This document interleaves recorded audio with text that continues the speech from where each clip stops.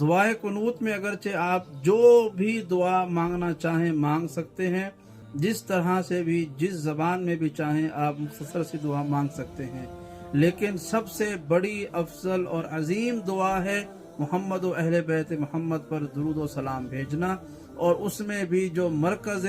انوار خمسہ ہے اس کا نام فاطمۃ الزہرا سلام اللہ علیہا ہے۔ تو اگر آپ چاہتے ہیں تو کہ اپنی نمازوں کی زینت اور اس کے اعتبار کو بڑھائیں اور اس کی خوبصورتی میں اضافہ کریں، تو دعائے قنوت میں آپ جناب سیدہ پر ان الفاظ میں درود بھیجیں: اللہم صلی علی فاطمۃ و ابیہا و بعلہا و بنیہا